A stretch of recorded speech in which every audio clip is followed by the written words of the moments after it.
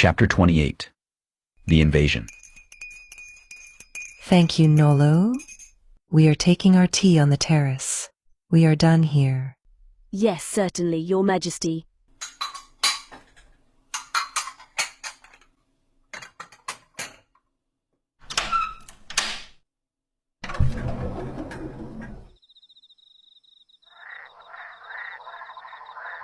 Those are our terms. Do you accept? Or do you leave empty-handed? Your father would be proud. I accept the terms.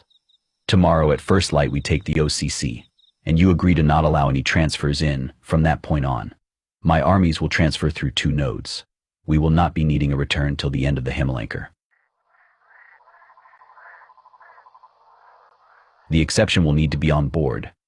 I believe Jack understands the sacrifice that needs to be made, and I believe he is making that clear to her at this very moment. If not, we have other means of persuasion available to us.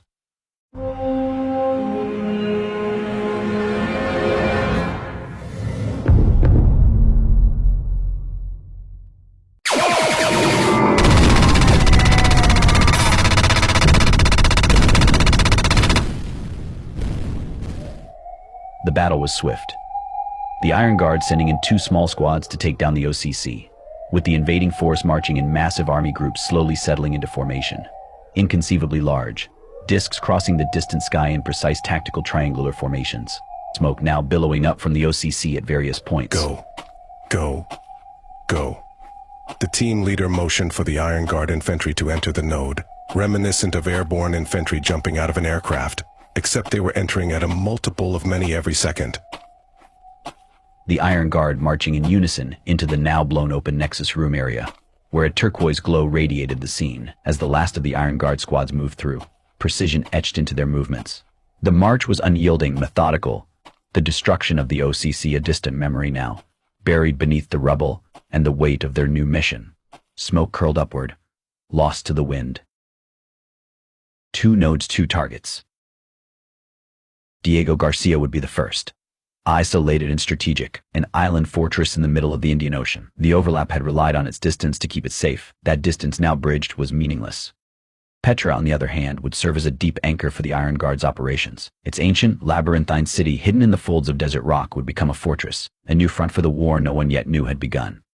The Iron Guard emerged from the Nexus in near silence. The first wave stepped out onto the damp sand of Diego Garcia, the pre-dawn mist hanging thick in the air. The sky held the faint glow of first light, but the island was still asleep. The jungle loomed in the distance, shadows clinging to the dense vegetation, while the airstrip stretched out in front of them like a black ribbon on the sand. It was over before it began. The soldiers moved like ghosts through the compound, neutralizing the guards, dismantling the defenses with quiet, practiced efficiency. Lights flickered out across the base. Communications cut without a sound. The Iron Guard swept over the island in the blink of an eye, first the airfield, then the docks, and finally the command center. One by one, the overlap systems were brought offline. A solitary overlap officer stumbled from his quarters, half asleep, only to find himself staring down the barrel of an Iron Guard rifle, a whisper of movement. And then nothing. Above them, triangular formations of discs crossed the sky, their silent passage unseen by the island's few remaining personnel. They had secured Diego Garcia, and with it, the overlap's most important naval stronghold in the region. The sea routes that once connected their fleets had been severed in a single stroke. The overlap had no idea, not yet. At the same time, deep in the deserts of Jordan, another force stepped through the Nexus into Petra. The sandstorm had masked their arrival. The ancient city, carved into the rock, stood untouched by the passage of time, its cliffs and narrow passages shrouded in an eerie quiet. The Iron Guard moved through the city as if they'd always been there, their black armor blending with the shadows. No alarms, no sounds, just the hum of the wind and the soft shuffle of boots on stone. They moved through the narrow gorges, securing vantage points along the cliff faces. Engineers were already working, fortifying the city's natural defenses, setting up barriers that blended with the ancient architecture. This would be their base, a hidden command center from which they could strike at the heart of the overlap. The Nexus pulsed once more, and more Iron Guard soldiers stepped through, carrying supplies and weapons to secure their foothold in the desert. Above, drones circled the skies, scanning the horizon for any sign of an approaching threat, but there was none. Not yet. They had Petra.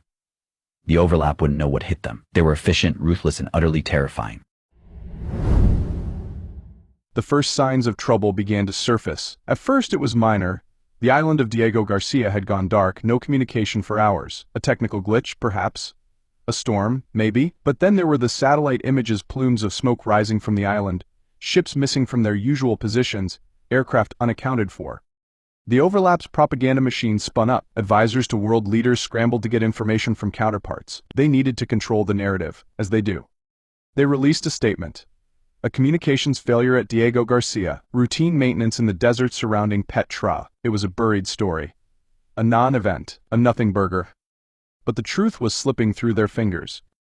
Footage began to circulate on social media. Grainy images of strange shadows, triangular groupings and disc shapes in the sky over Diego Garcia. Whispers of soldiers in black armor, reminiscent of medieval knights, although distinctly not antiques seen on the island. Civilians near Petra claimed to have heard strange noises, seen unfamiliar figures moving through the desert.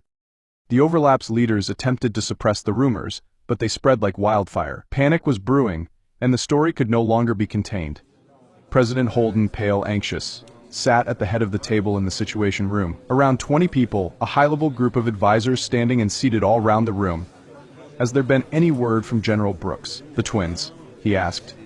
Sir, that's highly classified informant. Don't come with that bullshit. I am not interested in policy positions on this. I need to know what the hell is going on. Emily, seated against the wall, in the obviously less important seats. Sir, we have not had any contact from anyone. Over there, sir. Nothing going out or coming in. I am told it's as if it's been unplugged, sir. Emily said in an uneasy tone, as if she knew she was privy to much more than she was allowed to say. It's confirmed, sir. They are hostile. Most definitely hostile, sir. An aide said, while holding a phone to his ear. We have Landsat 4 coming in now. The NRO says we will have better quality in about 13 minutes when keyhole G33 goes over, sir. President Holden watched in silence as the real-time feed from Diego Garcia and Petra filled the screens before him. His advisors murmured in the background, their words lost in the rising tide of tension. The fall of Diego Garcia was a blow, but Petra was a dagger aimed straight at the heart of the overlap. Holden's fingers drummed against the edge of the console, his eyes narrowing as more reports came in. The Iron Guard had taken both locations with terrifying speed. His military commanders, still grappling with the magnitude of the invasion, spoke of countermeasures of retaliation, but Holden knew the truth.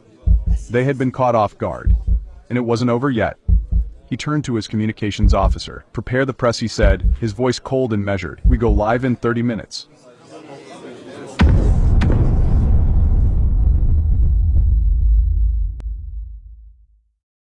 Chapter 29. A Call to Arms. The sleek SUV glided across the wet streets of Paris, rain softly drumming against the windows. Jack sat in the passenger seat, watching Sarah out of the corner of his eye. Her small form was slouched slightly against the back seat, the streetlights casting brief glimpses of her pale face. The city lights glittered as they passed familiar landmarks. Jack shifted uneasily. As the Arc de Triomphe grew nearer, he spoke up, his voice rough and low. Are you sure you're ready for this, he asked, without turning to face her. Sarah didn't answer right away. She simply gazed out the window, her reflection flickering against the rain-streaked glass. When she finally spoke, her voice was calm, almost too calm for a girl her age. She said, "It's necessary, Dad. I understand that now. I get to help them." Jack clenched his fists in his lap, his jaw tightening. He knew what she meant.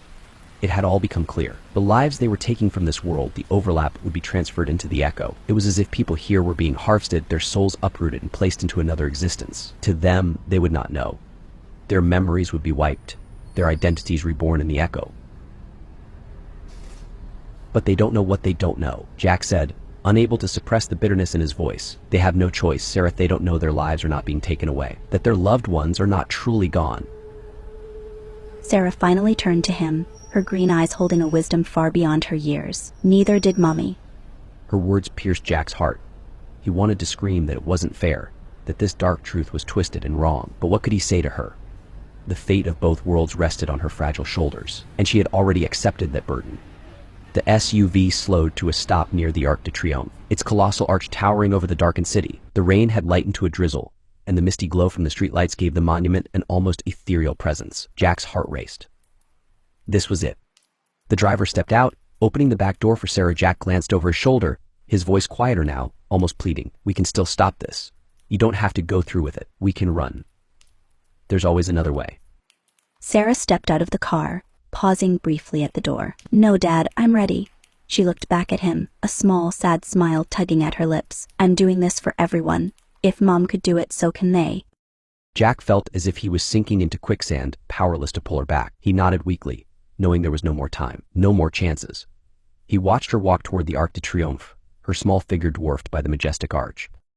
As the SUV's engine revved to life, Jack looked back at her one last time through the rearview mirror. Sarah stood beneath the towering monument, utterly alone. She stopped, standing still, as if waiting for something. Drive? Jack whispered, and the SUV peeled away, speeding through the winding streets as they raced to get to safety. Sarah closed her eyes. She could feel the weight of the relic in her hand, a cold and ancient artifact that thrummed with the energy of another world. She took a deep breath and released it into the night air. The words came naturally, though she had never spoken them before. And then, in an instant, the world around her changed.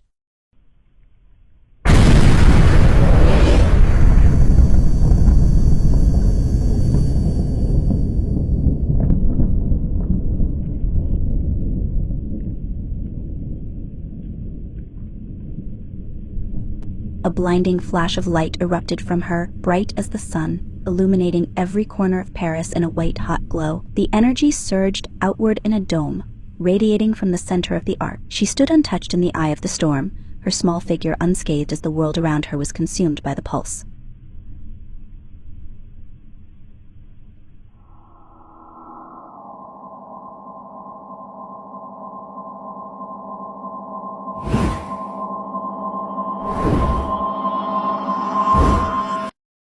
The press briefing room was packed, a sea of expectant faces illuminated by the soft glow of camera lights. The air was thick with tension.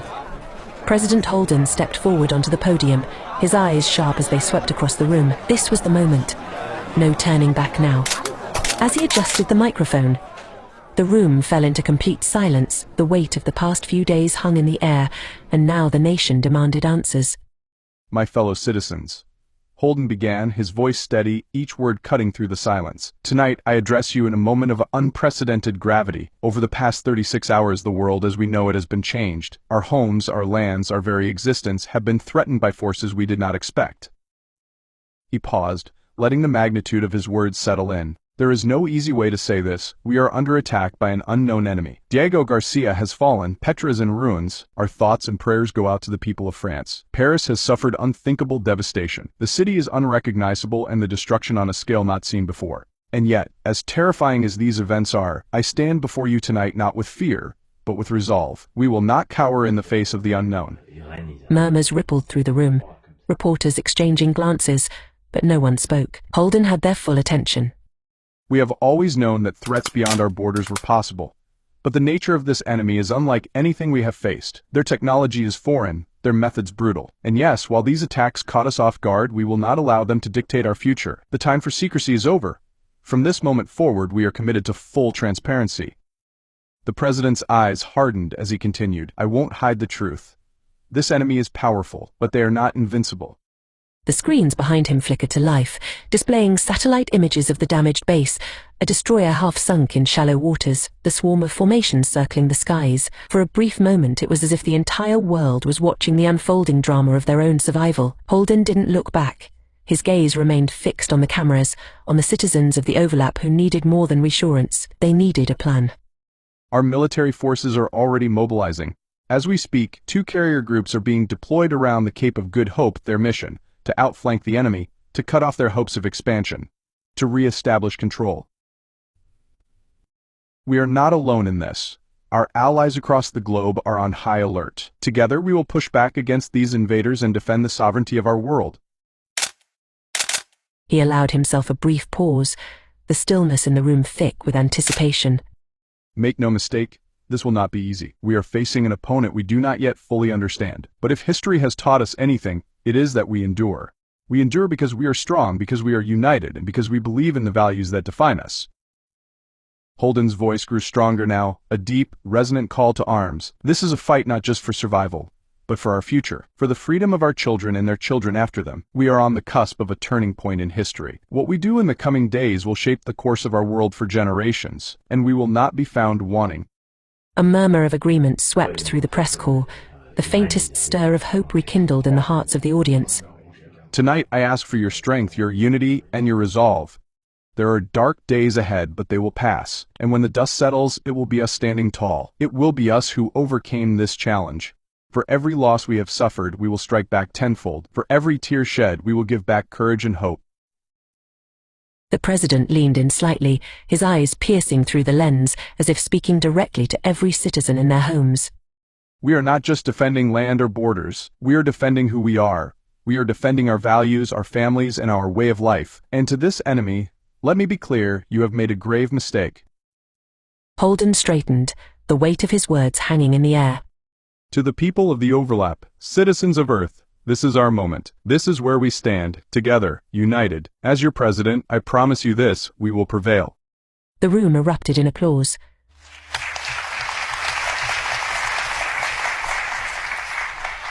Reporters stood as the president walked off the stage, leaving behind a silence that was no longer filled with fear, but with determination. Emily sat in awe. Inspired and patriotic, she was convinced. The image cut to homes, streets, and soldiers gathered in barracks around the globe. People stood in bars, families huddled around living room screens, others stopped in public squares, all tuned into the broadcast. The echoes of the president's words resonated across the globe. Across the Overlap, the preparations for war had begun. Soldiers prepared for deployment, families embraced loved ones, and the carrier groups were already moving out to sea, cutting through the waters, the looming Cape of Good Hope on the horizon. At the White House, President Holden stepped away from the podium, the weight of the moment bearing down on him. His eyes were tired, but his spirit was unyielding. He had done what was necessary. He had united the people. Now, the time had come for action. As he walked down the corridor toward the Situation Room, the nation held its collective breath.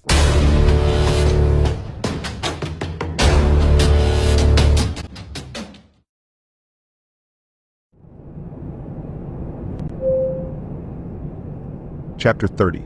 Hope Springs Eternal.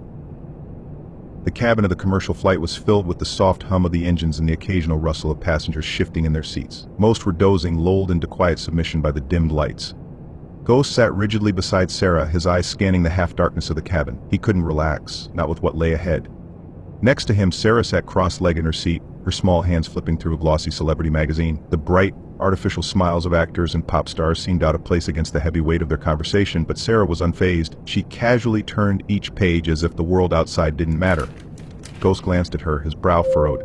"You seem at peace," he said, struggling to understand her calm. Ghost shifted in his seat. He looked at Sarah as the clouds rolled by, thick and white like walls of another world. "So, you understand it all now? What they told you about the echo about your mom?" Sarah nodded. "I think so," her eyes bright but distant, as though looking through something invisible. "It's not real death," she said quietly. "They get to live on in the echo, just like Mommy." She paused, twisting her hands together, then added, "It's just different." Ghost furrowed his brow, still not entirely convinced. "Different how? You really believe that?" Sarah met his gaze, her voice small but steady. "I do. It's like when you dream and wake up, it feels real while you're there, but then you're somewhere else. That's what the echo is. You don't lose anyone, they just wake up on the other side." He leaned back, his arms folded. "But why can't they come back? Why do they have to stay there?" "I don't know," Sarah admitted, looking thoughtful. "Maybe it's because they have their own world to take care of, just like we do. It's not about leaving us behind, it's about balance. They live there now, and we live here." Ghost stared at her, taken aback by the simplicity and hope in her words. "So, you're not scared?" She shook her head. "No, because we're never really gone. Even when we're apart, we're still connected." Her small hand tapped her chest. "Like how I still feel Mommy here. And when it's time, maybe I'll wake up there too. But not now." Well, for the first time in a long while, Ghost smiled. "Maybe you're right, kid. Maybe we do just wake up." She turned back to the magazine, oblivious to the true weight of her words. Ghost leaned his head back against the seat, his mind racing while Sarah resumed paging through the magazine, her small fingers flipping through articles about fashion and the latest movies as if the fate of two worlds wasn't hanging in the balance. Outside, the distant lights of cities thousands of feet below blinked, oblivious to the dark truth circling above them in the quiet of the night. Ghost reached into his jacket pocket and retrieved a mobile device. There was only one message, a voice note from before they took off. He got up and went to the bathroom at the end of the cabin. As he closed the door, he pressed the device against his right ear. It was Bismarck. Keep your wits about you. Something's up, and I can't put my finger on it. Darlow is looking into it. Your entry has been paid for, so you shouldn't have any issues on arrival. But you never know these days. This is an expensive delay. The Hemlanker will be over soon. Traveling halfway around the globe was never going to be efficient, but it was all part of the plan. Bismarck's vision. Soon, another city would fall.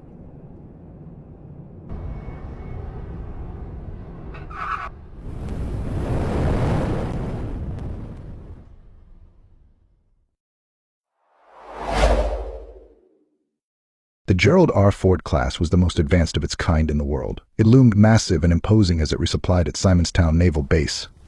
Beneath the bright African sun, the sprawling ship was a symbol of American naval might, casting imposing shadows over the bustling activity on the docks. The harbor, framed by the rolling slopes of the Simonstown Hills, was alive with the hum of engines, the clanking of metal, and the shouts of sailors carrying out their orders with practiced efficiency. Amid the frenetic operations, Tabasco Jacob stood on the deck, gazing across the calm waters of False Bay. The majestic Table Mountain could be seen faintly in the distance, a reminder of the world beyond the immediate chaos. His brow furrowed as he absorbed the scene, the weight of the mission ahead pressing on his mind. Stefan, leaning against the railing, was far less composed, though his face remained expressionless. He had been up close to military power before, but certainly never imagined being on an aircraft carrier, let alone in South Africa. The rhythmic clang of cranes lifting crates of supplies and ammunition onto the Ford's deck reverberated through his body, but his thoughts were elsewhere, entangled with the darker forces they were up against. "You ever been here before?" Tabasco asked, his voice rough, cutting through the noise around them. Stefan shook his head, his eyes on the distant shore. "No, never. I heard Cape Town was a special place, even planned for a vacation, one which was always next year, but I have never set foot in Africa until now." Tabasco grunted. "Same. Guess we picked one hell of a time to visit." His eyes drifted over to the small group of South African Navy officers walking along the dock, conferring with the American crew. One of the South African officers, a tall man with a weathered face and a serious demeanor, approached them. His uniform was immaculate, adorned with the insignia of a seasoned commander in the South African Navy. He saluted crisply, and Tabasco returned it with a nod. "Commander Dlamini," he introduced himself, his Xhosa accent thick but clear. "Welcome to Simonstown. I understand you're here for a resupply and to coordinate joint efforts." Tabasco nodded. "That's right. We're preparing to move out soon, but we appreciate the cooperation." Dlamini's eyes flicked to the Gerald R. Ford behind them, its sleek F-35s lined up along the deck, gleaming in the sunlight. "It's been a long time since we've had such a formidable presence here. Last time I saw a carrier this size in Simonstown, I was still a junior officer." "There's a first for everything, I guess," Tabasco replied with a smirk. Dlamini's gaze turned more serious. "We've heard rumors about what happened in Paris. They say it's like nothing we've ever faced." Stefan looked up from the water, drawn into the conversation, and for a brief moment he saw the same concern he felt, just buried deeper beneath the commander's stoic exterior. "It's true," Stefan said quietly. "What we're up against isn't something you can prepare for with fleets and planes. It's something beyond that." The commander nodded slowly, his expression grim. "We've dealt with insurgencies, piracy, even the odd naval skirmish. But this feels different." Tabasco's jaw tightened. "It is different, and it's only going to get worse." Dlamini didn't argue, but his eyes hardened. "Whatever it is, you'll have the support of the South African Navy. We're small, but we're ready." "Thanks, Commander," Tabasco said, giving the man a firm nod. "Let's hope we won't need too much of it." As the South African officer moved off to oversee the loading of supplies, Tabasco and Stefan remained at the railing, watching the last crates being secured onto the ship. Above them, the carrier's deck stretched into the sky, the F-35s waiting, their pilots standing by. "You think this is enough?" Stefan asked quietly, not turning to face Tabasco. "All this firepower, you think it'll actually stop them?" "It has to."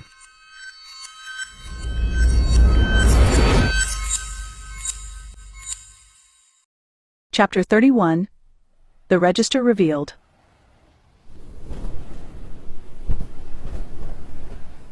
The strike group in this end of times war of wars configuration was unconventional, a formidable armada of 14 warships above and below the waterline.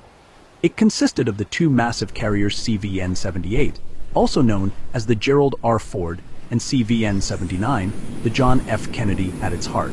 The two carriers are supported by 4 Ticonderoga missile cruisers and 6 Arleigh Burke destroyers, as well as 2 Virginia-class attack submarines patrolling the deep.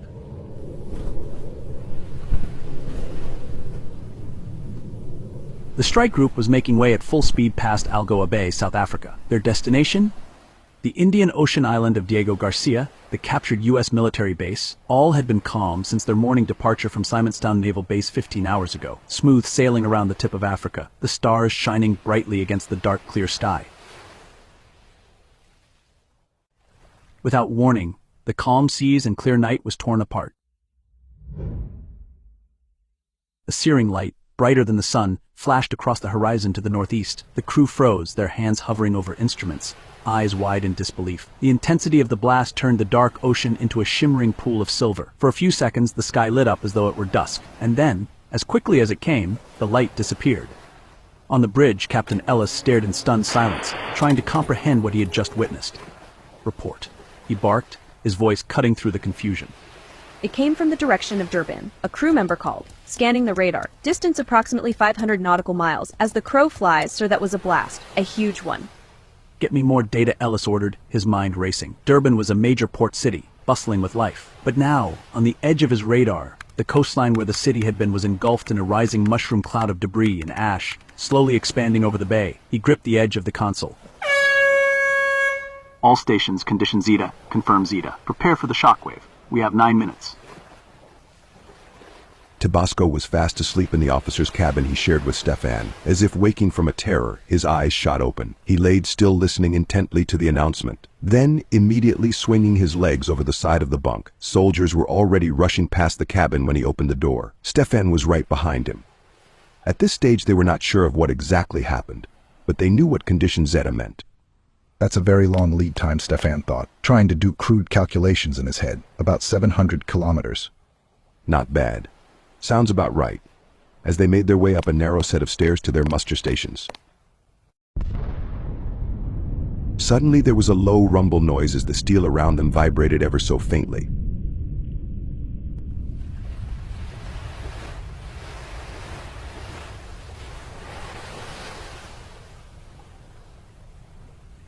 I can't begin to imagine.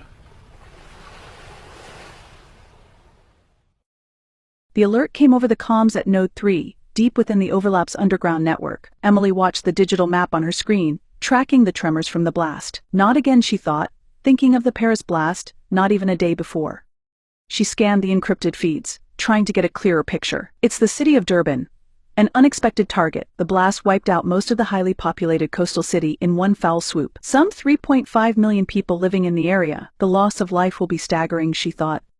The register had gone public just hours ago, and now millions of lives were erased in the blink of an eye. The head of communication relay, Major Harris, stood rigidly beside her, leaning in to examine the readings. Her sharp features betrayed no emotion, but the furrow in her brow deepened as she observed the data. "It's confirmed. The blast just came through. Ground-level detonation," she replied, straightening. "Initial reports estimate a yield upwards of 200 kilotons. The city's been flattened." Emily's hands hovered over the console, her mind racing. Durban? Why Durban, she murmured, half to herself. Yes, it's a major population center, but it's not the biggest. Why not hit Johannesburg or Cape Town? For that matter, why South Africa? Harris folded her arms, her eyes narrowing at the map that now showed a smoking crater where Durban had once stood. "You think this is connected to the register leak?" Emily exhaled sharply.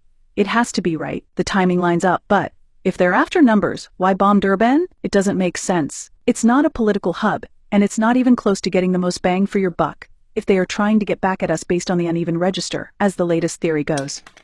Harris nodded slowly, processing the implications. Unless it's not just about the register. Maybe they want to divert attention. Emily glanced at her, her brow furrowing. Divert attention? From what? "The carrier strike groups," the major replied, her voice calm but deliberate. "There's a U.S. fleet moving through Algoa Bay right now. 2 carriers, a full escort. They're headed toward Diego Garcia." The realization hit Emily like a wave. You think this was to pull them off course? Think about it. Durban's hit with a nuke, or whatever the hell that is. Every military resource in the area, on land and at sea, will be redirected to assist survivors and assess the damage. That strike group would have to change course. Emily's mind spun. But how would they even know about the fleet? Do you think they hacked our sat feed? I don't think so. It is the most secure in the world, but I bet you they have eyes in the skies all over. Her fingers flew over the console as she accessed the encrypted communication lines. She knew what she had to do. "We need to warn Holden," she muttered. reaching for the secure comms link that connected Node 3 directly to President Holden's office in Washington. Her heart raced as she initiated the connection. This wasn't just about Durban. If the carrier group was being diverted, they need to know. The line crackled for a moment before stabilizing. Holden, came the familiar voice of the president. His tone was tense, as though he already knew something was wrong. Sir, it's Emily, she said, her words rushing out. We've just confirmed the detonation of a high-yield device in Durban. Initial estimates suggest over 1 million casualties. There was a pause on the other end. Then Holden spoke again, his voice tight. The WHO has confirmed the register is real. Emily, this is a slaughterhouse. If we consider the numbers suggested in the register, this thing is going to ratchet up quickly. We believe the blast could be a diversion, sir, she said. There's a U.S. carrier strike group in the region, currently moving past Port Elizabeth. If they're forced to reroute to deal with the fallout from Durban, they'll never make it to Diego Garcia. Holden was silent for a long moment, processing the gravity of the situation. And you think they should just sail on by? The people of Southern Africa, hell, the world will not accept us turning our back on such suffering. They will say we lost all humanity. Emily glanced at the major, who gave a brief nod of encouragement. It's your call, Mr. President. Whatever you decide to do, we are with you, sir. Holden's voice hardened.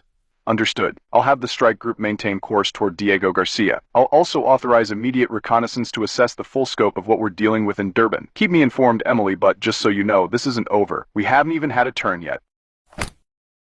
The line went dead, and Emily exhaled slowly, the weight of the situation pressing down on her. She turned to the major, who stood silent, her arms still folded. We need to keep monitoring. If there's more coming, we can't be caught off guard. The major nodded. Agreed. We need to get ahead of this somehow. Emily's gaze returned to the screens, her mind racing. Durban wasn't the end, but she also knew that this couldn't last much longer.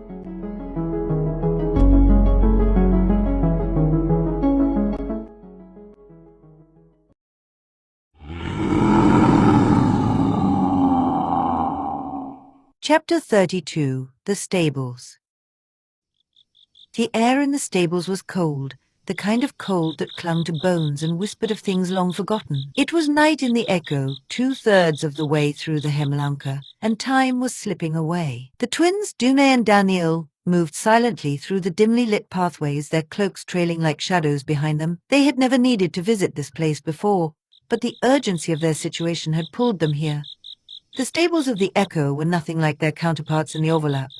Here the creatures kept were far from the gentle, domesticated animals of Earth. Massive iron cages lined the walls, each one holding a beast more terrifying than the last. The soft growl of one echoed through the stone halls, the glow of eyes watching their every movement. They called them puppies, a mockery of their true nature. These were not the playful, harmless creatures of Earth.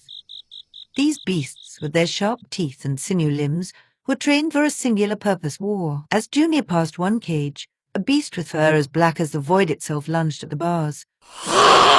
Snarling, she barely flinched, her eyes hard and unyielding.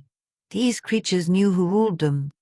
Daniel, walking beside her, hesitated for a moment, casting a glance at the creature. She had always been the more compassionate of the two, and the sight of the cages stirred something uneasy within her. These animals, much like the souls they harvested from the Overlap, were trapped, forced to serve a purpose they hadn't chosen. The Echo was not a place of freedom. It was a prison, beautiful in its facade, but hollow beneath the surface. They had come here to talk, away from the scrutiny of the Iron Guard, away from the ever-watchful eyes of Darlow. Dunny stopped before a particularly large cage where a beast with jagged wings lay curled in the shadows. It opened one massive eye as if acknowledging her, but remained still. "We're running out of time," Dooney said, her voice low and sharp. "The deaths in the Overlap aren't enough. Even with the bombings in Durban and Paris, we are still behind. The Hemlanka is slipping from our grasp." Daniel sighed, her breath visible in the cold air. "I know. But increasing the death toll isn't the answer, Dune. We've already taken millions. Do we really want to be the ones responsible for wiping out an entire world?" Dooney's gaze hardened, her eyes glowing faintly in the low light. "We don't have a choice. If the balance isn't restored by the end of the Hemlanka, we'll lose everything. The Echo will fall, and our people, our very world, will perish." Daniel turned to her sister, her expression soft but resolute. "And at what cost? You keep saying they're reborn here, that the souls don't remember their past lives, but does that really matter? They're still gone to the ones who loved them, to the ones left behind in the overlap. It's as if they've died. It's a loss, no matter how we frame it. Dunny clenched her fists, the tension between them palpable. You've always been too sentimental, Danielle. This isn't about feelings. This is about survival. Rebirth is a gift. They should be grateful. Grateful? Danielle shook her head, her voice soft but laced with bitterness. How can they be grateful for a life they don't even remember? And what of the pain of those left behind? The children without parents, the lovers without their partners. We've created a cycle of endless loss, a machine of death and rebirth where neither side truly wins. This isn't salvation. Dune, it's cruelty. A growl reverberated from the nearby cage. The beast inside sensing the rising tension between the sisters. Dana's eyes flickered to the creature, and for a moment she saw in it the same desperation she felt. They were all trapped in this, beast and human alike. Dune took a step closer to her sister, her voice a cold whisper. Do you think I want this? Do you think I enjoy what we've become? We didn't create this cycle, Danielle. It was forced upon us, upon the Echo. And we can't undo it by feeling sorry for them. We must act, or we will lose everything. Danielle met her gaze, her own eyes filled with quiet defiance. Maybe losing everything wouldn't be the worst thing. Maybe the world we're trying to save isn't worth it anymore. Silence fell between them, heavy and foreboding. In that moment, Danielle could see the cracks in her sister's resolve, the weight of the decisions they had made pressing down on her. Dune was not invincible. She was just as trapped as anyone else. But before either could speak again, the soft sound of footsteps echoed through the stables. Darlo appeared from the shadows, his dark armor blending seamlessly with the stone walls. He bowed slightly, though his eyes held no warmth. The preparations are complete, he said, his voice low, fabulously fluent in the Queen's English. The steward is ready for the transfer. Dune nodded, her face hardening once more. Good. We need to buy ourselves more time. Danielle hesitated, looking between her sister and Darlo. And what if the steward fails? What if President Holden refuses to negotiate? Darlo's lips curled into a slight smirk, his gaze sharp and calculating. Then we escalate. If the overlap won't listen to reason, they'll listen to fear. Dune turned away from her sister, her gaze fixed on the path ahead. We'll find out soon enough. The steward will deliver our message, and if Holden refuses, then we'll do whatever it takes to ensure the survival of the Echo. Janal said nothing, but as they walked away from the cages and back into the open air, the cold clinging to their skin, she couldn't shake the growing sense of dread. The Echo was not the paradise they had once believed it to be. It was a place of shadows and secrets, of cages and chains, and as the Hemilanka continued its slow, inevitable march toward the end, she began to wonder if saving it was truly worth the cost. As they left the stables behind, the beasts growling softly in the distance, Danielle cast one last glance at the glowing moon overhead. Somewhere in the overlap, people were dying. Lives snuffed out like candles in the dark. And for what? For a world built on the fear of death. She closed her eyes and whispered to herself. Maybe we were wrong. Maybe this isn't salvation. Maybe this is just our ego refusing to let go.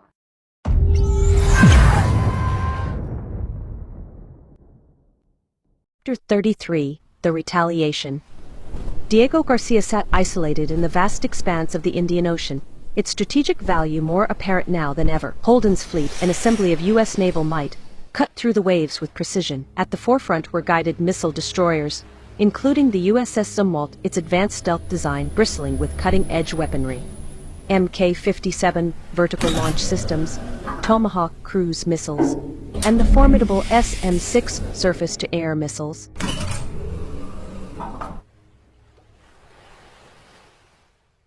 Above the island, the Echo's discs hovered, sleek, silent, and shifting between atmospheric layers and the ocean's depths. They defied physics. Unlike anything the overlap had encountered, these transmedium craft moved fluidly between sea and sky, a terrifying specter of otherworldly technology. Holden's voice was cold and precise over the comms. Target their fortifications. Saturate the area with fire. I want nothing left standing. From miles away, the destroyers unleashed their full force.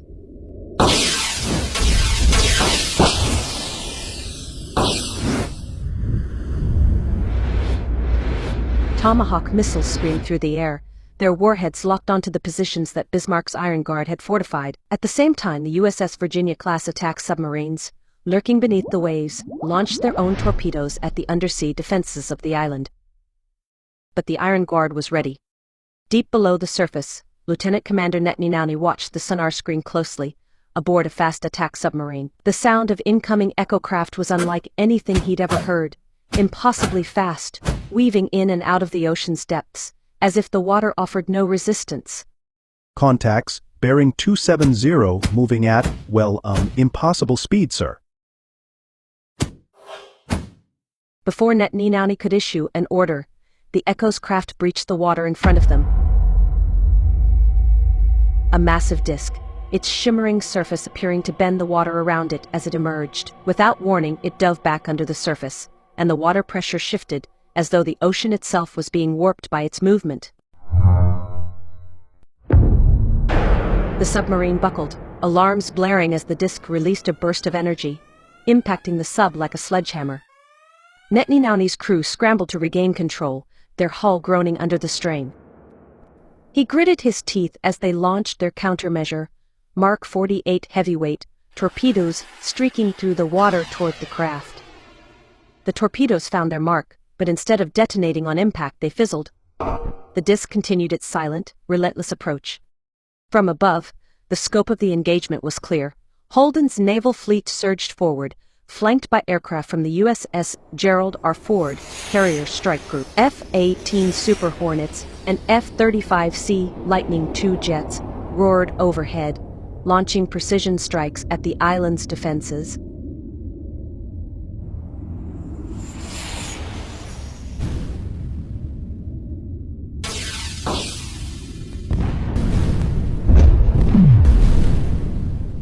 So Bismarck's Iron Guard retaliated with ruthless efficiency. Their defenses were unlike anything the U.S. had encountered, kinetic barriers that absorbed and redirected missile impacts and turrets that fired projectiles faster than any human-made gun could. Each disc that moved between sea and sky seemed to coordinate with the next, creating a web of destruction that confused U.S. radar systems. Amphibious assault ships, including the USS America, prepared to launch their Marine battalions. The Marines, equipped with HIMARS for long-range artillery strikes, waited on standby for the order to storm the beaches. But even from the deck of the America, they could see that Diego was not just fortified. It was alive with echo technology, bending the very light and terrain in ways they couldn't comprehend. Every few minutes, the discs would dive into the ocean, only to rise again, their shifting forms tearing through his ranks. So the battle was grueling, and despite their overwhelming firepower, the overlap was losing ground. Holden slammed his fist against the Situation Room table. Bring up everything we have. We hold this line, or we lose everything. At around the same time at Node 3 in the overlap. The atmosphere was tense, as an alarm rang through the room, signaling another transfer. The soldiers braced themselves, expecting a rush of Echo soldiers. Previous assaults had been brutal, quick and decisive, but this time was different. The air shimmered, and instead of an army, a solitary figure appeared. He was tall, thin, and moved with an unsettling calm. His red coat, elegant and refined, reached down to his ankles, standing out in sharp contrast to the cold, sterile environment around him. The soldiers tensed, weapons raised, but the man did not flinch. "I'm here to speak with President Holden," he said, his voice soft but commanding. "He knows who I am. Tell him it's the steward. The twins sent me." The command post erupted into a flurry of activity as orders were relayed. The man's demeanor, while not threatening, carried an air of authority. Within minutes, the message reached Holden, still locked in the battle for Diego Garcia, via the Situation Room in D.C. Later that day. The Oval Office felt too quiet as Holden sat across from the man known only as the steward. He seemed out of place, a relic from another time. The steward spoke first, his voice calm, deliberate. Yes, I've been here before. A long time ago. A previous disagreement about the moon, if I recall correctly, but that's not important now. Holden's eyes narrowed. Tell me then, what is important? The future of your world and mine, the steward replied. The path ahead will demand much of you. Holden leaned back, arms crossed. You're asking for something. Yes, indeed. The steward answered, his eyes gleaming with the hint of something Holden couldn't read. But it's not for myself. Believe me when I say your world has not come close to the true horrors that await. The twins wish to stop this madness once and for all. Holden frowned. And what is the cost? The steward paused as if weighing the gravity of his next words. Sacrifice. More than you've ever been willing to give. The twins will call off the invasion and stop the overlap from learning about the darkest despair imaginable. But you will need to agree to a mass sterilization of 3 billion people. They are not concerned with the who or how your last health catastrophe proved it is possible. Do this and the ones who are already here may live a long life. Do this not and they will perish. For the first time in hours, Holden felt a chill run down his spine. The steward's gaze didn't waver, and for a moment, it felt like he was in a nightmare. Impossible choices. Who would agree to something like that? Back at Diego Garcia, the battle hung on the precipice. The Iron Guard was bloodied, but so was the overlap. The final reserves were being committed. The amphibious assault had been stalled as the discs continued to tear apart both air and sea forces. The USS Dumont fired its last SM-6 missiles, trying to break through the enemy's defenses, but the outcome was still uncertain. On the island's shore, the sun began to dip below the horizon. For a brief moment, the battlefield stood still, as if waiting for the final move. And in Washington, Holden remained locked in a silent battle of his own, with a man who seemed to know how this will all end. What will the world think of the proposal? Is this even an option? Holden felt his resolve drip away slowly but truly.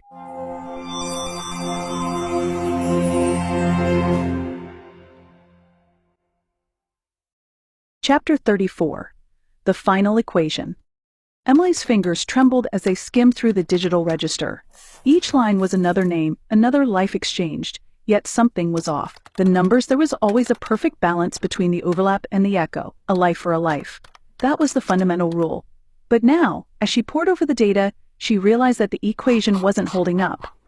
Come on, she whispered to herself, her breath shallow as she scrolled through the final few entries.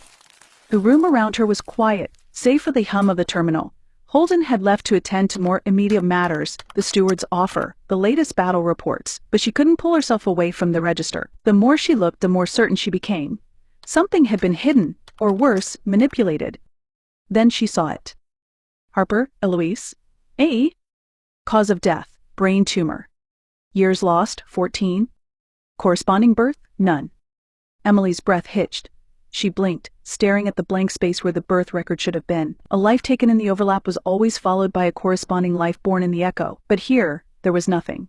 She tapped the entry, expanding the data, her heart hammering in her chest. The absence was not a clerical error. It wasn't a glitch. Eloise Harper's death hadn't led to a birth in the echo. Those years had gone somewhere else. Emily felt a cold sweat prick the back of her neck. She began cross-referencing the data. Eloise wasn't the only one. There were more. People whose lives had ended prematurely, accidents, illnesses, sudden deaths. Some of them had no births associated with them. Her fingers moved faster now, tracing the years, linking them back to the elites. The Royals, as they called themselves in the echo, Ghost, Bismarck. The twins. Each of them had extended their lives, siphoning off the remaining years from the dead in the overlap. The very people who had died unjustly, the ones who had suffered, were being used to keep these monsters alive. She sank back into her chair, her mind spinning. They were stealing lives, not just in the abstract way of the life-for-life transfer that everyone had accepted, but literally extending their own existence at the cost of others. People like Sarah's mother. Sarah. If the intel is correct, and she is responsible for the devastation, thinking she is acting in the interests of everyone, believing her mother's death was but a transfer all along. And all this time, it had been for nothing. The Royals had stolen her mother's remaining years. Eloise Harper's death hadn't led to a birth. It had led to the twins and Bismarck's continued reign. Ghost's longevity.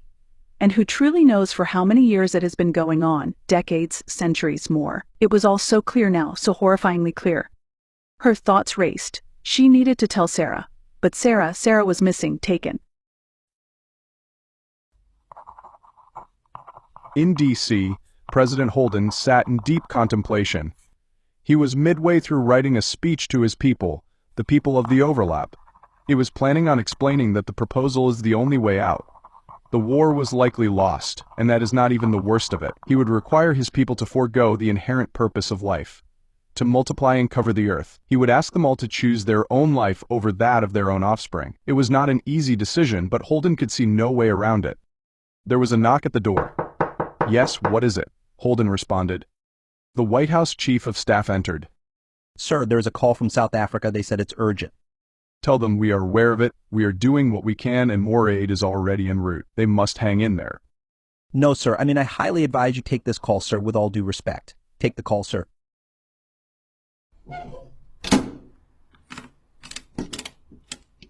"Mr. President, how are you holding up?"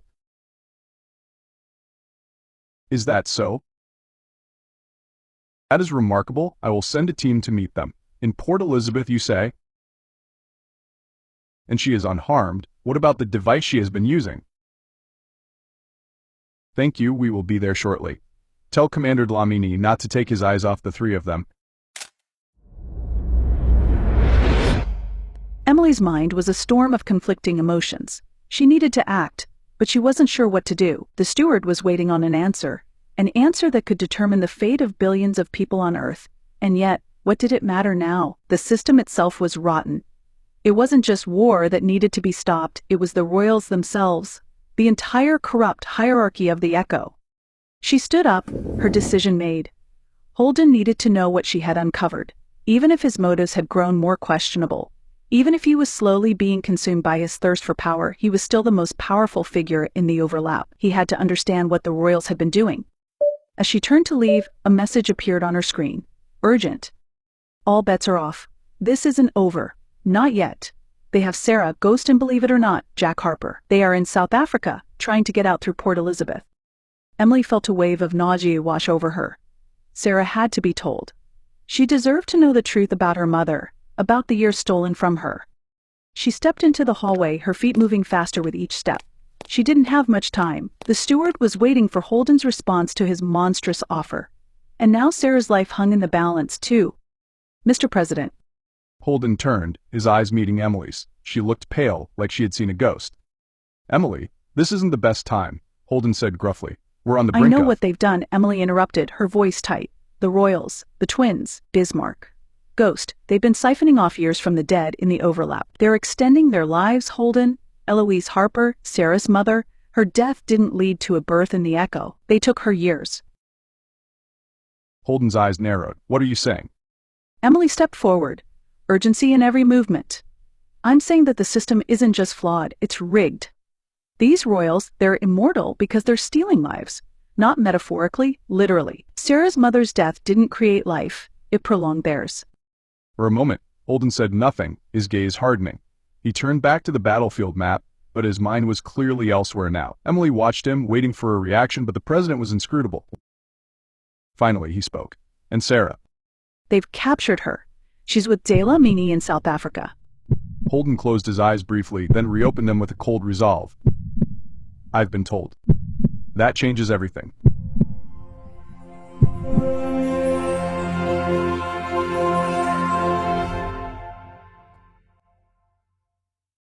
Chapter 35. The Eye of the Storm.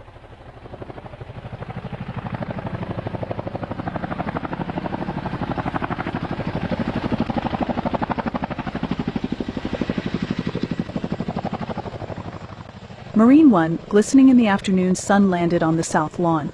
Secret Service agents flanked the helicopter, ensuring a secure environment as Emily and Holden boarded. The interior of Marine One was spacious, equipped with leather seats and communications equipment, designed for comfort and security.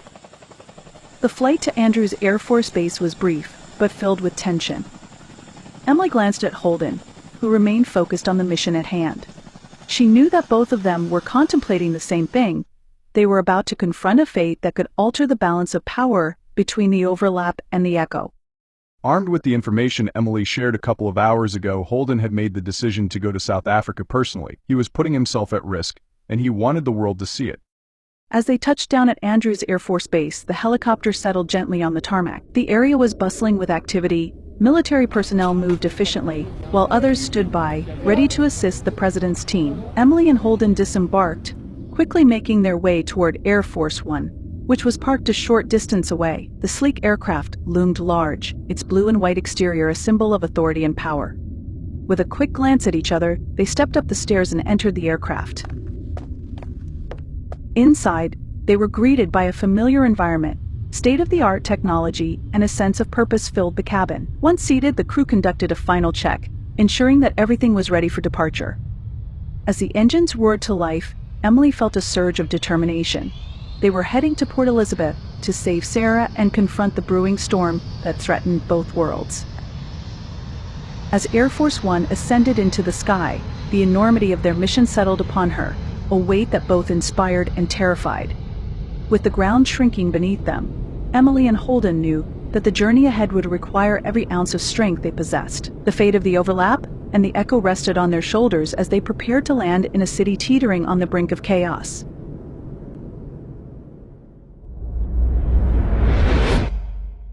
Far from the unrest at Diego Garcia, Bismarck sat in his war room, surrounded by holographic projections of the overlap. His deep-set eyes scanned the maps, mentally calculating his next move. He had always believed in the iron grip of control, and this moment was no different. His agents in the overlap were relaying information, feeding him details about the brewing conflicts. The impending showdown with Holden was on his mind, but Bismarck wasn't impulsive, he was a strategist. For now he held his forces back, letting the overlap unravel under its own chaos. Timing was everything, and he would only strike when the balance tipped in his favor. Yet there was a growing unease in him, something more than the battlefield calculations. The relic, the key to everything, was again out of his reach. As long as Sarah Harper was unaccounted, Bismarck's plans hung precariously in the air. He knew the twins had their own agenda, and they were growing bolder by the day. But Bismarck was not one to share his throne willingly. In the grand, shimmering palace deep within the Echo, the twins, Dunay and Daniel, held court. Their rule had brought a veneer of stability to the Echo, but underneath, the fractures were beginning to show. Darlow stood nearby, silently observing the political manoeuvring of the two. His loyalty to Bismarck was unequivocal, being tasked to act as liaison while the steward was away, but even he could sense their growing impatience, also with each other. That family has always been ambitious, but now that ambition was evolving into something darker. There had grown a tension between them. All of them. Daniel thought that the deaths were too many. Dunay thought them unavoidable. Bismarck believed they were necessary, and Ghost, well, who knew where he was? As Darlow listened, he knew the path they were on was dangerous. The twins were gambling with forces they didn't fully understand. Sarah's power, the relic, and the overlap's leaders, they were all wild cards in this game of control. But Darlow's role was not to question, only to follow orders. Even so, he kept a close watch, waiting for the moment when the twins might overreach and when he might be forced to choose sides. As the tension built in both worlds, Bismarck, the twins, and Darlow each plotted their moves. What none of them knew was how close they all were to colliding in a final confrontation, one that would decide the fate of the Echo and the overlap alike. The sun dipped below the horizon as Air Force One descended toward Chief David Sturman International Airport. Its landing gear touched the tarmac smoothly, and the engines roared to a halt, echoing across the quiet airfield. The comparatively quiet airport, nestled in the city, catering to a local population of 1.3 million people in the metro, had been locked down, with only critical personnel allowed to remain. Commander Delameny stood by, flanked by a contingent of both police and military forces. Their expressions focused, bracing for what was to come. As the hatch of the plane opened, the presidential seal gleamed in the evening light. Holden stepped out first, his sharp gaze sweeping across the airfield, followed closely by Emily. Delameny approached them with a firm stride, saluting. Mr. President, Miss Hayes, Delameny greeted, his voice steady despite the tension in the air. Welcome to Port Elizabeth. Holden nodded, his face a mask of concentration. Thank you, Commander. I trust everything is secure? Delamany's eyes briefly flicked to the armored motorcade waiting near the runway. The Beast and the escort arrived ahead of you, sir, on a C-17 Globemaster. We have the police and military coordinating checkpoints along the freeway. No one gets in or out without clearance. Holden gave a curt nod. No bridges this time, he said facetiously. Never mind. Let's not waste time. They moved swiftly toward the armored limousine, the Beast, or at least one of the many duplicates in the Secret Service arsenal. Its imposing frame stood at the ready, glistening under the airport lights. Holden and Emily climbed into the vehicle, and as the door shut with a deep, solid thud, the motorcade began its journey. The streets of Port Elizabeth was eerily quiet as the motorcade pulled out of the airport, escorted by police motorcycles and SUVs. Military vehicles flanked the convoy, their dark silhouettes visible in the fading light. Along the freeway, checkpoints manned by heavily armed soldiers stood guard, ensuring no unauthorized vehicles could approach. Inside the Beast, Holden stared out the window, his thoughts moving rapidly as they passed the wet streets of the city. So Emily sat across from him, her eyes scanning their route, noting the sharp turns and strategic placements of police barricades. The motorcade sped onto the freeway, the city's skyline blurring into the distance as they neared Mount Road. Traffic had been cleared from the major arteries, and the entire route was under strict surveillance. Every overpass, every side street was sealed, ensuring their passage would go uninterrupted. "Security's tighter than I expected," Emily muttered, her voice low but edged with tension. Holden glanced at her, his face serious. It has to be. We're walking into the eye of the storm. Sarah's the key to everything now, and they know it. The convoy turned onto Mount Road, the incline ahead leading them toward the police station. From here, they could see the station itself, a fortress of lights and barbed wire. Police officers in tactical gear were stationed along the perimeter, while the inner grounds held military units, armed and ready. As the motorcade pulled up, Holden felt the weight of the moment settle upon him. The Beast's doors opened, and Holden and Emily stepped out, greeted by a wall of armed security. Commander Delamony joined them once more as they approached the station's entrance, his eyes locked on the task at hand. 2 adult male suspects are being held inside, sir. The child is with a social worker. Don't worry, the relic orb thing has been separated from her, he informed them. Under the strongest security protocols, no one's getting near them without clearance. Holden exhaled slowly. Good, we need to move quickly. Every second counts. They entered the building, passing through layer after layer of checkpoints, the tension rising with each step. Holden knew this was the beginning of the end. Soon everything would come to a head, and neither the Echo nor the Overlap would ever be the same.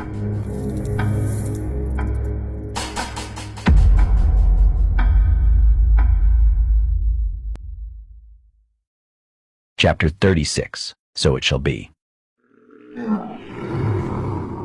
The monsters arrived, ready to be transferred into the Overlap, justified by a history of terrorism, exploitation, and manipulation. Let them be eaten alive, wretched bastards.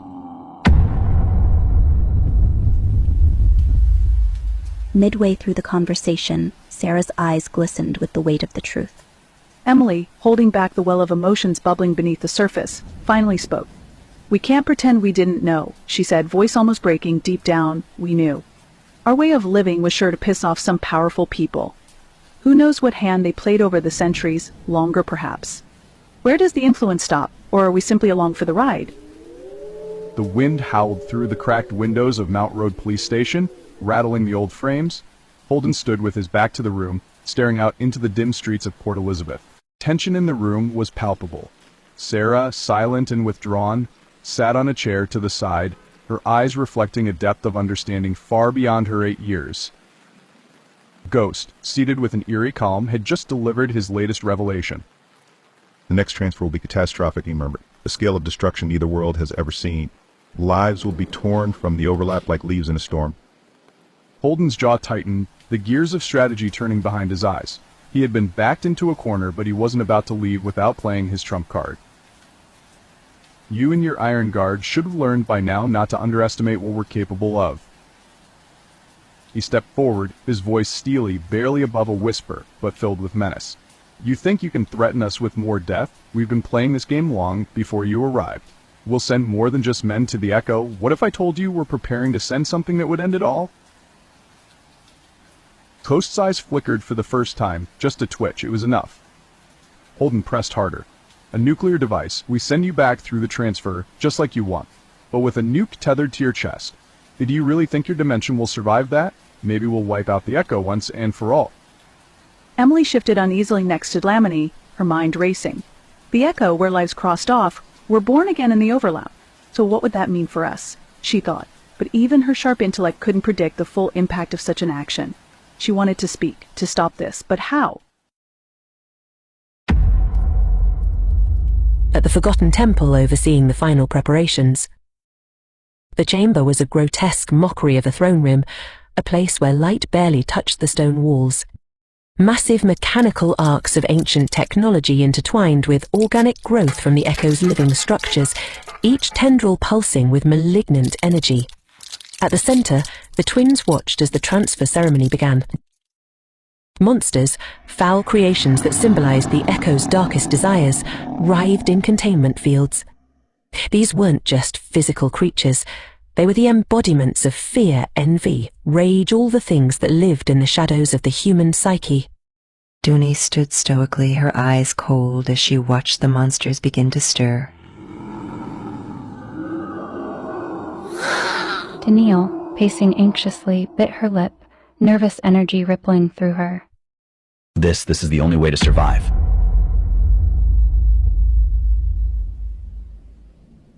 Holden's jaw tightened. We need to move, and we need to move fast. But he needed to be strategic about it. If he played his cards right, he might gain as much as Bismarck, and the twins stood to lose.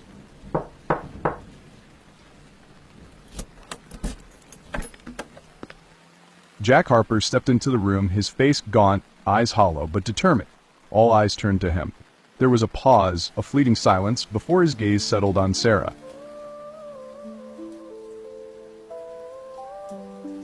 Sarah, he whispered.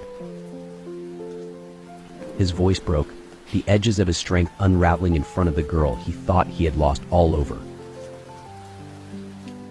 She hesitated only for a second before walking to him. Jack knelt, pulling her close, his fingers brushing her hair. "Are you okay? Are you sure?" he breathed. His voice was raw, filled with a blend of relief and anguish. Sarah clung to him tightly, her small hands gripping his jacket. Her voice was soft but clear. "It's not over, Dad. There's more I have to do." Jack pulled back, studying her face. He had expected tears, fear, a desire to run away from this nightmare. But what he saw was a calm acceptance, a readiness. She had a role to play, and deep down, she understood it. Jack swallowed, wanting to protect her from whatever horrors lay ahead, but knowing somehow he couldn't. "We'll end this. Together, whatever you need," Jack promised, glancing toward Holden. The president met his gaze, nodding, but there was no warmth in his expression.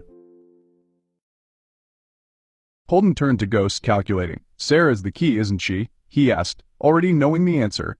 "The reason she's been taken, hunted, all of it comes down to her." Ghost's eyes gave away nothing, but the silence that followed said everything. Holden gritted his teeth.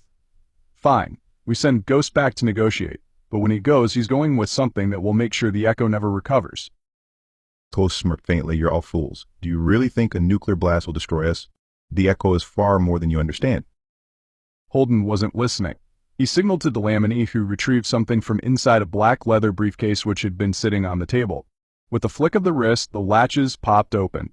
He walked over to Ghost, and with a powerful thud, he stuck a sticker to Ghost's chest, with the word "Boom" written in bold letters. The emotional impact of the gesture was very real, not funny, foreboding. "You'll be our envoy, Ghost, but this time there's no coming back." The creatures inside the containment fields began to thrash violently, the transfer imminent. The energy surged, bathing the room in an eerie, pulsating glow. This was the moment they had been building toward for centuries, releasing the monsters into the overlap, letting humanity's inner demons take physical form. "We could still stop this," Danielle whispered again, but her voice lacked conviction. Bismarck entered the room, towering over them. His presence was imposing, a man who had once led armies. "The monsters must be transferred," he said, his voice echoing with finality. "We cannot let go of our hold on this world. Do it now. Now." A few hours later, at an undisclosed nexus point, the air shimmered, warping around Ghost as the machinery in the underground transfer chamber began its low hum. Holden, Domini, and Emily stood by, watching the process. The moment had come, the final gamble to end the war. Ghost sat in a metallic chair, his arms tied down, the sticker gleaming in the faint light. Behind him on a raised platform was an oblong military utility crate, rigged in design, with black plastic corners, and 6 handles much like a coffin. The transfer started slowly, the hum turning into a piercing whine as the atmosphere around him grew brighter. And then he vanished. Far away. On the other side of the universe, unseen by the overlap for millions of years, astronomers in a remote observatory scanned the night sky as they always did. But tonight, their telescopes captured something unexpected. A brilliant explosion.